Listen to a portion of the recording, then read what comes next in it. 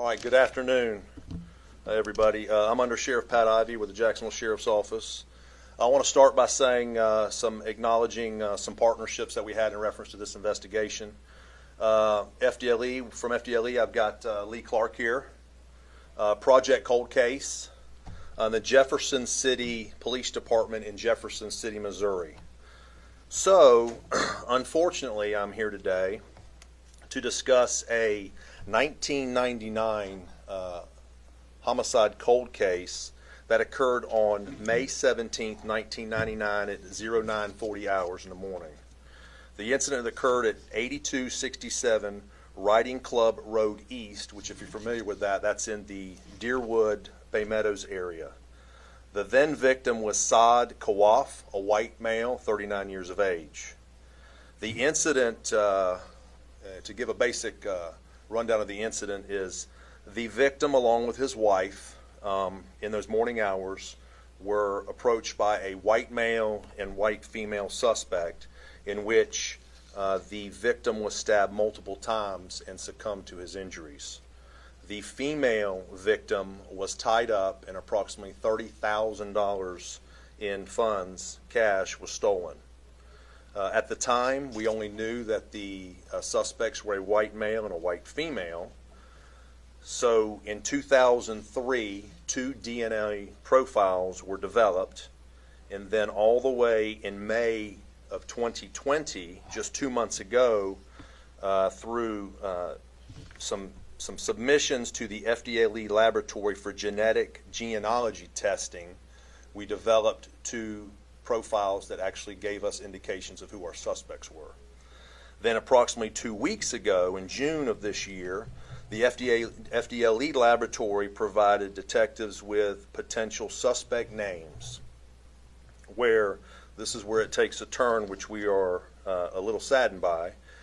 It turns out that your suspect was indeed William Robert Baer Jr., white male, 64 years of age, who was a retired Jacksonville Sheriff's Office police officer, and his then wife, Melissa Jo Schaefer, white female, 50 years of age, who she was taken into custody just probably within the hour in Jefferson City, Missouri, and he was taken into custody yesterday evening here in Jacksonville, Florida.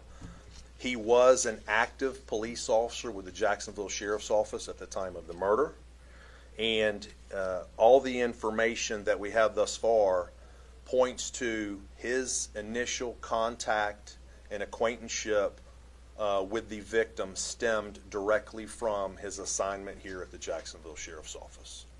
So with that, I will take some questions, knowing that I will have to be vague, that they will still be going through the process of attempting to speak with her, probably right as we're speaking here now. So you're saying in the process of him, at the time, it was a current JSO police officer, he knew the victim and the victim's wife through his job?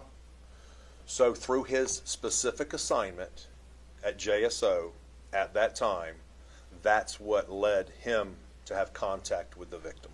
Are you allowed to say what kind of specific assignment? He was a detective with our agency that was looking, it had something to do with the victim. A crime involving potentially the victim. What kind of detective? Like? He was an intelligence unit detective. So is he currently investigating the victim? We're still, you got to remember, this is a case that's that old. That's what we're piecing together. But some of the information is pointing in that direction. How was he and his wife, you know, you said the wife was captured in Missouri, he was captured yesterday here in Jacksonville. How were they captured? Without incident. Okay. Without incident, yeah. What types of assets were the $30,000? Was this cash? Was this jewelry? Cash. In terms of the DNA, and looking at previous stories, I guess the wife of the victim, it said beat the female attacker during their struggle, and because of that there was DNA? So, I don't want to get into specifics of what was at the crime scene, because you got to remember, the suspect was there, they know what happened. You don't want to put out any information that would potentially cause any challenges for future statements obtained by anybody involved. But there was DNA collected from a female and a male suspect. What are the official charges for both? Murder.